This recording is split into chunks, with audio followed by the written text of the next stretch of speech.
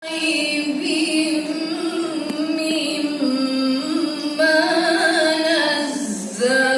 ini pelatihan pelatih TC dalam rangka persiapan MTQ tingkat Provinsi Sumatera Barat tahun 2025. Ulang ini.